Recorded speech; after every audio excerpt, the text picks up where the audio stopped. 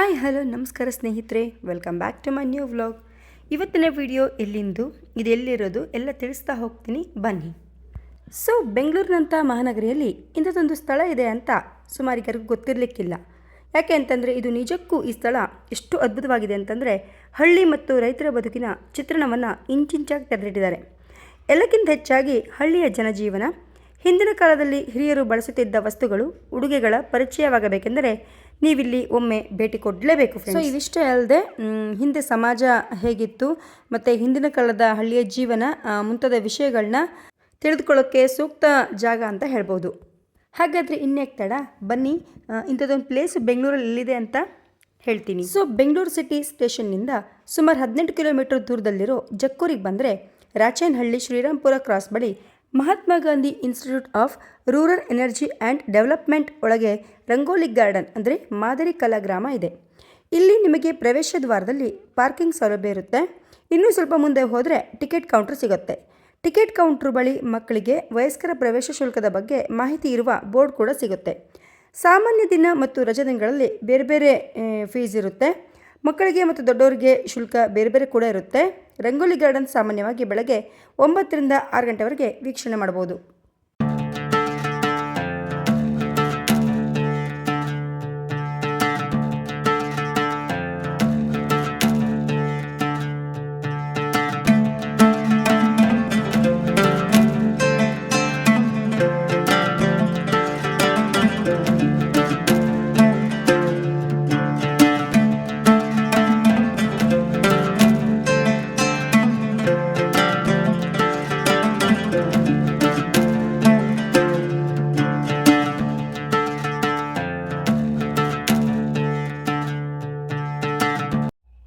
ಇಲ್ಲಿನ ಎಲ್ಲ ಮಾದರಿಗಳು ಮತ್ತು ವಾಸ್ತುಶಿಲ್ಪದ ಅಂಶಗಳು ದೇಶಾದ್ಯಂತ ಹಲವಾರು ವಸ್ತು ಸಂಗ್ರಹಾಲಯಗಳನ್ನು ಸ್ಥಾಪಿಸುವ ಜವಾಬ್ದಾರಿಯನ್ನು ಹೊತ್ತಿರುವ ಹಿರಿಯ ಕಲಾವಿದ, ಕಲಾ ಶಿಕ್ಷಕ ಮತ್ತು ಜಾನಪದ ವಿದ್ವಾಂಸರಾದ ದಿವಂಗತ ಡಾಕ್ಟರ್ ಟಿ.ಬಿ. ಸೋಲಬಕ್ಕನವರ್ ಅವರ ಮೆದುಳನ್ನು ಕೂಸಿದು. ಅವರು ಗತಕಾಲದ ನಾಡಿಮಿಡಿತವನ್ನು ಉಳಿಸಿಕೊಳ್ಳಲು ಮತ್ತು ಕರ್ನಾಟಕದ ಗ್ರಾಮೀಣ ಪರಿಸರವನ್ನು ಪರಿಕಲ್ಪನೆ ಮಾಡಿ ಮರುಸೃಷ್ಟಿಸಿದ್ದಾರೆ. ಚೆನ್ನಾಗಿ ರಚಿಸಲಾದ ಜೀವಗಾತ್ರದ ಶಿಲ್ಪಗಳ ಮೂಲಕ ಎಚ್ಚರಿಕೆಯಿಂದ ಸಂಗ್ರಹಿಸಲಾದ ಹಳ್ಳಿಯ ವಿಷಯಗಳನ್ನು ಸುಂದರವಾಗಿ ಚಿತ್ರಿಸಲಾಗಿದೆ ಇಲ್ಲಿ. ಮತ್ತು ಇಲ್ಲಿ 1,000ಕ್ಕೂ ಹೆಚ್ಚು ಜೀವನ ಗಾತ್ರದ ಪ್ರದರ್ಶನಗಳು ಜನರ ಜೀವನ ವಿಧಾನ, ಅವರ ವಾಸ್ತುಶಿಲ್ಪ, ಶಿಕ್ಷಣದಿಂದ ವೈದ್ಯಕೀಯ, ಕಲೆ ಮತ್ತು ಕರಕುಶಲತೆಯ ವಿವಿಧ ಕ್ಷೇತ್ರಗಳಲ್ಲಿನ ಸಾಂಪ್ರದಾಯಿಕ ಅಭ್ಯಾಸಗಳನ್ನು ಜೀವಂತವಾಗಿ ತರುತ್ತೆ. ಹಾವೇರಿಯ ಶಿಗ್ಗಾಂವಿ ತಾಲೂಕಿನ ಗೋಟಗೋಡಿ ಗ್ರಾಮದಲ್ಲಿ ನಡೆದ ಕಾರ್ಯಾಗಾರದಲ್ಲಿ 150ಕ್ಕೂ ಹೆಚ್ಚು ಕುಶಲಕರ್ಮಿಗಳು ಮತ್ತು ಶಿಲ್ಪಿಗಳು ಮತ್ತು ಲಲಿತಕಲಾ ಪದವೀಧರರು ಕೈಯಿಂದ ಮಾಡಿದ ಮರದ ಕಂಬಗಳು ಸೇರಿದಂತೆ ಎಲ್ಲವನ್ನೂ ಕೈಯಿಂದ ಮಾಡಿದವರು. ಪ್ರತಿ ವಿವರವನ್ನು ಸೆರೆ ಹಿಡಿಯುವ ಮೂಲಕ ಶಿಲ್ಪಗಳನ್ನು ಅದ್ಭುತವಾಗಿ ನೈಜವಾಗಿ ಕಾಣುವಂತೆ ಮಾಡಲು ಎಲ್ಲ ಪ್ರಯತ್ನಗಳನ್ನು ಮಾಡಲಾಗಿದೆ. ನೀವು ಟಿಕೆಟ್ ತಗೊಂಡು ಒಳಗೆ ಪ್ರವೇಶಿಸ್ತಾ ಇದ್ದಂಗೆ ಅಲ್ಲಲ್ಲಿ ಮನೆಗಳು, ಮನುಷ್ಯರಂತೆ ಹೋಲುವ ಪುತ್ಥಳಿಗಳನ್ನು ನೋಡಬಹುದು. ಎಲ್ಲ ಪುತ್ಥಳಿಗಳು ಬಣ್ಣ ಬಣ್ಣದ ನಮ್ಮ ಹಿರಿಕರು ತೊಡುವ ಬಟ್ಟೆಗಳನ್ನು ಧರಿಸಿವೆ. ಸಾಮಾನ್ಯವಾಗಿ ಚೌಕಾಬಾರ, ಗೋಲಿ ಆಟ, ಹಗ್ಗದಾಟ, ಟಯರ್ ಆಟ, ಚಿನ್ನಿದಾಂಡು, ಗಿರಿಗಿಟ್ಲೆ ಹೀಗೆ ಮುಂತಾದ ಆಟಗಳು ಇವೆಲ್ಲ ಹಳ್ಳಿ ಕಡೆ ಜನಪ್ರಿಯ ಆಟಗಳಾಗಿವೆ. ಈಗಲೂ ಕೆಲವು ಹಳ್ಳಿಗಳಲ್ಲಿ ಇದನ್ನು ಆಡುವುದು ರೂಢಿ ಮಾಡ್ಕೊಂಡಿದ್ದಾರೆ. ಸಿಟಿಗಳಲ್ಲಿ ಕಮ್ಮಿ ಆಗಿ ಹೋಗ್ಬಿಟ್ಟಿದೆ ಇದು. ಇಲ್ಲಿ ಕೂಡ ಅದೇ ಹಳ್ಳಿ ವಾತಾವರಣ ಸೃಷ್ಟಿಯಾಗಿದೆ. ಇಲ್ಲಿ ಹುಡುಗರು ಗೋಲಿ ಆಟ, ದೊಡ್ಡವರು ಚೌಕಾಬಾರ, ಹೆಣ್ಮಕ್ಳು ಗಿರಿಗಿಟ್ಲೆ ಆಡುವುದು ನೀವು ನೋಡಬಹುದು. ಎಲ್ಲಿ ನೋಡಿದರೂ ಬಹಳ ನ್ಯಾಚುರಲ್ ಆಗಿ ಕಾಣುತ್ತೆ ಅಲ್ವಾ. ಎತ್ತಿನ ಗಾಡಿ ಮತ್ತು ಮಕ್ಕಳ ಸಂಭ್ರಮ ಹೇಳ್ತಿರೋದು. ಮತ್ತು ಕಟ್ಟೆ ಮನೆ, ಹಂಚಿನ ಮನೆ, ತೊಟ್ಟಿ ಮನೆಗಳನ್ನು ಸಹ ನಾವಿಲ್ಲಿ ಕಾಣಬಹುದು. ಮಗುವನ್ನು ಕಂಕುಳಲ್ಲಿ ಎತ್ಕೊಂಡು ಬಂದ ಮಹಿಳೆಗೆ ಬುಡುಬುಡುಕೆ ಶಾಸ್ತ್ರ ಹೇಳುತ್ತಿರುವುದು, ಬಟ್ಟೆ ಒಣಗಿಸುವ ರೀತಿ, ಮನೆಯ ಮುಂದೆ ದೀಪಗಳನ್ನು ಇಡಲು ಜಾಗ, ಪ್ರತಿಯೊಂದು ಕೂಡ ನಮ್ಮನ್ನು ಅದ್ಭುತ ಲೋಕಕ್ಕೆ ಕರೆದುಕೊಂಡು ಹೋಗುತ್ತೆ.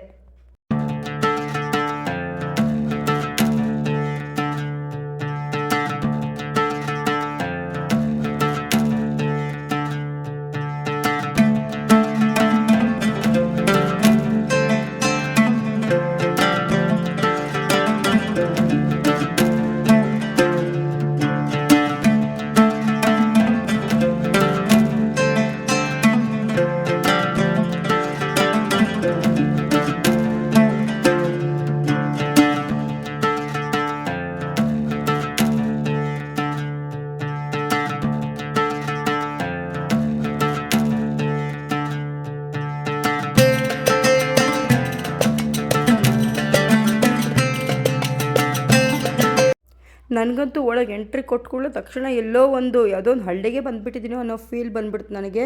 ಇದು ಪುತ್ಥಳಿ, ಅದು ನಮಗೆ ಪುತ್ಥಳಿ ಅಂತ ಗೊಂಬೆ ಅಂತ ಅನಿಸೋದೇ ಇಲ್ಲ. ಸೇಮ್ ರಿಯಲ್ ಇದ್ದ ಹಾಗೆ ಇದೆ ನೋಡಿ ದನಗಳೆಲ್ಲ. ಸೊ ಹಳ್ಳಿ ಮನೆ, ಜಗಲಿ ಕಟ್ಟೆ, ನಾಯಿ, ಹುಡುಗಿ, ಅಜ್ಜಿ, ಹೆಂಗಸು, ಹೀಗೆ ಪ್ರತಿಯೊಂದರ ಪುತ್ಥಳಿನ ನೋಡ್ತಿದ್ರೆ ನಿಮ್ಗಲ್ಲಿರುವುದು ನಿಜವಾದ ಮನುಷ್ಯರೇ ಅಂತ ಒಂದು ಫೀಲ್ ಕೊಡುತ್ತೆ. ಸೊ ಹೆಂಗಸರು ಮಜ್ಜಿಗೆ ಕಡಿತಿರೋದು, ಮತ್ತು ಹಸುಗಳು ಮೇವು ತಿಂತಿರೋದು, ಬೀಸುಕಲ್ಲಲ್ಲಿ ರುಬ್ತಿರೋದು, ಪಾತ್ರೆ ತೊಳಿತಿರೋದು, ರಂಗೋಲಿ ಬಿಡಿಸ್ತಿರೋದು, ಹಾಸಿಗೆ ಮಾಡೋದು, ಚರಕದಲ್ಲಿ ನೇಯ್ತಿರೋದು, ತೊಟ್ಟಿ ಮನೆಯಲ್ಲಿ ಮಗುವಿನ ಸ್ನಾನ ಮಾಡಿಸ್ತಿರೋದು, ಹಿಂದೆಲ್ಲ ಬಿಸಿಲು ಚೆನ್ನಾಗಿ ಬಂದ ಮೇಲೆ ಮಗುವಿಗೆ ಸ್ನಾನ ಮಾಡಿಸ್ತಿದ್ರು. ಅದೇ ಥರ ಫೀಲ್ ಕೊಡುತ್ತೆ ಇಲ್ಲೂ. ಸೊ ಕೊಟ್ಟಿಗೆ ಮನೆಯಲ್ಲಿ ಎಮ್ಮೆ ಹಾಲನ್ನು ಕರೆಯುವ ಹಾಗೆ, ಹಸುಗಳು ಮೇವನ್ನು ಮೇಯೋ ಹಾಗೆ ಗೊಂಬೆ. ವಾವ್, ತುಂಬ ಅದ್ಭುತ. ಮತ್ತು ಇಲ್ಲಿ ಪ್ರತಿಯೊಂದು ನಮ್ಮ ಕರ್ನಾಟಕದ ಪ್ರತಿಯೊಂದು ಜಿಲ್ಲೆಯ ಪುಟ್ಟ ಹಳ್ಳಿಯ ಜೀವನ ಶೈಲಿನ ಇಲ್ಲಿ ತುಂಬ ಚೆನ್ನಾಗಿ ಪುತ್ಥಳಿಯನ್ನಾಗಿ ಮಾಡಿದ್ದಾರೆ ನೋಡಿ. ಆವಾಗಲೇ ಹೇಳ್ದಂಗೆ ಮಗುವಿಗೆ ಸ್ನಾನ ಮಾಡಿಸ್ತಿರೋದೊಂದು ಪುತ್ಥಳಿ, ನಿಜವಾದ ಮಗು ಅಂತ ಅನಿಸ್ಬೇಕು, ಅಷ್ಟು ಚೆನ್ನಾಗಿದೆ ಮಾತ್ರ. ಸೊ ಗಾಣದಲ್ಲಿ ಎಣ್ಣೆ ತೆಗಿತಿರೋದು, ಪೋಸ್ಟ್ ಮ್ಯಾನ್ ಪತ್ರ ಕೊಡ್ತಾ ಇರೋದು, ಹಿತ್ತಲಲ್ಲಿ ಬಟ್ಟೆ ಒಗಿತಿರೋದು, ಬೆರಣಿ ತಟ್ತಿರೋದು, ಸೌದೆ ಒಡೆಯುವ ಚಿತ್ರ, ಬಿದಿರಿನಲ್ಲಿ ಪೊರಕೆ, ಬುಟ್ಟಿ ಮಾಡ್ತಿರೋದು, ಹೀಗೆ ಗ್ರಾಮೀಣ ಕುಂಬಾರರ ಮನೆ, ಕಮ್ಮಾರ ಮರಗೆಲಸ ಮಾಡೋರ ಮನೆ, ಹಳ್ಳಿ ಮೇಷ್ಟ್ರು ಪಾಠ ಮಾಡ್ತಿರೋದು, ಪಂಚಾಯತಿ ಕಟ್ಟೆ, ಬಾವಿ ನೀರು ಸೇದ್ತಿರೋದು, ಮೀನುಗಾರರ ಮನೆ, ಹೀಗೆ ಹೇಳ್ತಾ ಹೋದರೆ ಸಿಕ್ಕಾಪಟ್ಟೆ ಇದೆ ಫ್ರೆಂಡ್ಸ್. ಮತ್ತು ವಾಸ್ತು ಚೌಕಟ್ಟಿನ ಚಿತ್ರ, ಬಣ್ಣ, ಮತ್ತು ಚೌಕಟ್ಟಿ ಮೇಲೆ ಹಾಕಿ ತೋರಣ, ಜಗಲಿಯಲ್ಲಿನ ಕಂಬಗಳು, ಪ್ರತಿಯೊಂದು ನಮ್ಮ ಹಳೆ ಕಾಲದ ಸಂಸ್ಕೃತಿಯನ್ನು ಎತ್ತಿ ತೋರಿಸುತ್ತೆ. ಈಗೆಲ್ಲ ಈ ಥರದ ಮನೆ ಸಿಗೋದು ತುಂಬ ಅಪರೂಪ ಅಂತಲೇ ಹೇಳ್ಬೋದು. ಇದೇ ಕೆಲವೊಂದು ಹಳ್ಳಿಗಳಲ್ಲಿ ಅಲ್ಲೊಂದು ಇಲ್ಲೊಂದು ಕಾಣಬಹುದಷ್ಟೇ. ಇದು ಮುಂದಿನ ಪೀಳಿಗೆಯಲ್ಲಿ ಏನಾಗುತ್ತೋ ಗೊತ್ತಿಲ್ಲ ಅಲ್ವಾ.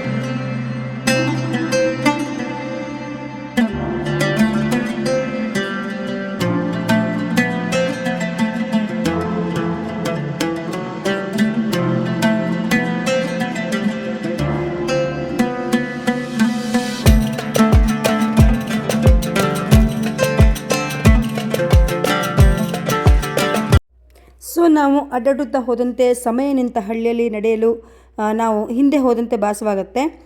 ವಿವರಗಳಿಗೆ ಅತ್ಯುತ್ತಮವಾದ ಗಮನವನ್ನು ಹೊಂದಿರುವ ಗ್ರಾಮೀಣ ಸನ್ನಿವೇಶದ ಒಂದು ಅತ್ಯುತ್ತಮ ಮಾದರಿ ಶಿಲ್ಪಗಳು ನಂಬಲಾಗದಷ್ಟು ಜೀವನವನ್ನು ಹೋಲುತ್ತೆ. ಕರ್ನಾಟಕದ ವಿಶಿಷ್ಟ ಹಳ್ಳಿಗಳ ಎಲ್ಲ ಅಂಶನ ಚಿತ್ರಿಸುತ್ತೆ. ಟೈಲರ್ ಅಂಗಡಿಗಳು, ದಿನಸಿ ಅಂಗಡಿಗಳು, ಕ್ಷೌರಿಕರು, ಆಟಿಕೆ ತಯಾರಕರು, ಲಾಂಡ್ರಿ ಮ್ಯಾನ್, ಕುರುಬರು, ನೇಕಾರರು, ಎಣ್ಣೆಗಾರರು, ಅಕ್ಕಸಾಲಿಗರು ಮತ್ತು ಬಡಗಿಗಳ ಮಾದರಿಯ ನೋಟವನ್ನು ಹೊಂದಿದ್ದೇವೆ. ಹಿಂದಿನ ಜೀವನ ಎಷ್ಟು ಸರಳವಾಗಿತ್ತು ಎಂಬುದು ಇದು ನೆನಪಿಸುತ್ತೆ. ಗ್ರಾಮೀಣ ಕ್ಷೌರಿಕರು ಕ್ಷೌರ ಮಾಡಲು ಜನರ ಮನೆಗೆ ಬಾಗಿಲಿಗೆ ಭೇಟಿ ನೀಡುತ್ತಾರೆ.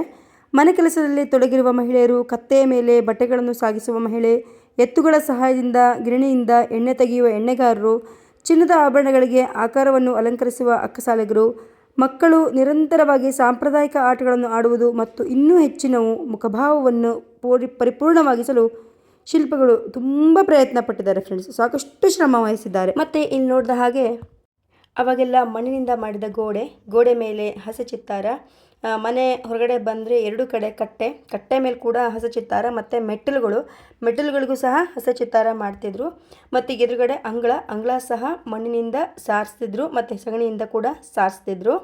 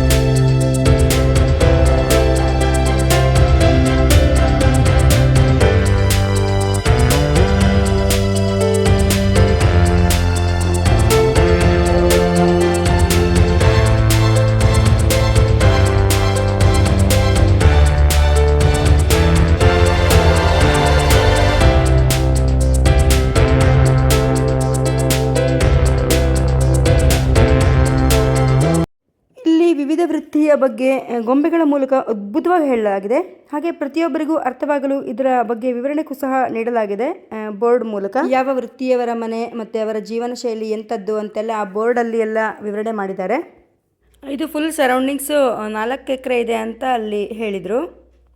ನನಗಂತೂ ಮುಂದೆ ಹೋಗ್ತಾ ಇದ್ದಂಗೆ ಒಂದ್ರಿಗಿಂತ ಒಂದು ಚೆನ್ನಾಗಿ ಕಾಣಿಸ್ತು. ಮನೆ ಎಡಕ್ಕೆ ನೋಡೋದು, ಬಲಕ್ಕೆ ನೋಡೋದು, ಮುಂದೆ ನೋಡೋದು ಏನಂತ ಗೊತ್ತಾಗಿಲ್ಲ. ನೋಡ್ಕೋತಾ ಹಾಗೆ ಮುಂದೆ ಹೋದ್ವಿ.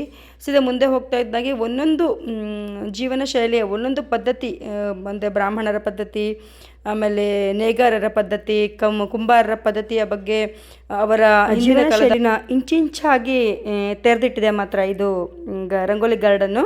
ನಿಮಗೆ ಫುಲ್ಲು ಸರೌಂಡಿಂಗ್ಸ್ ಅಂದರೆ ಈ ರಂಗೋಲಿ ಗಾರ್ಡನ್ ಫುಲ್ಲು ಸರೌಂಡಿಂಗ್ಸ್ ನೋಡಲಿಕ್ಕೆ ನಿಮಗೆ 1 ಗಂಟೆ ಮೇಲೆ, 1ರಿಂದ ನಿಧಾನವಾಗಿ ನೋಡೋದಾದರೆ 2 ತಾಸಂತೂ ಖಂಡಿತ ಬೇಕೇ ಬೇಕು. ಎತ್ತಿನ ಗಾಡಿ, ಅದರ ಚಕ್ರಗಳು, ಗೋಡೆ ಮೇಲೆ ಸಗಣಿಯಿಂದ ಮಾಡಿದ ಭರಣಿ, ನೀರಿನ ತೊಟ್ಟಿ, ಹೀಗೆ ಹೇಳ್ತಾ ಹೋದರೆ ಹಳ್ಳಿಯ ವಾತಾವರಣದ ಚಿತ್ರಗಳನ್ನು ತುಂಬ ಅದ್ಭುತವಾಗಿ ವಿಸ್ತಾರ ಮಾಡಿದ್ದಾರೆ ಇಲ್ಲಿ. ಮತ್ತು ಅವಾಗೆಲ್ಲ ಊರಿಗೆ 1 ಅಥವಾ 2 ಬಾವಿ ಕಟ್ಟೆಗಳಿತ್ತು. ಅಲ್ಲಿಂದನೇ ಹೆಂಗಸರೆಲ್ಲ ನೀರು ಸೆದ್ಕೊಂಡು ಬರಬೇಕಿತ್ತು. ಅದನ್ನು ಕೂಡ ತುಂಬ ಚೆನ್ನಾಗಿ ವಿವರಣೆ ಮಾಡಿದ್ದಾರೆ ಇಲ್ಲಿ.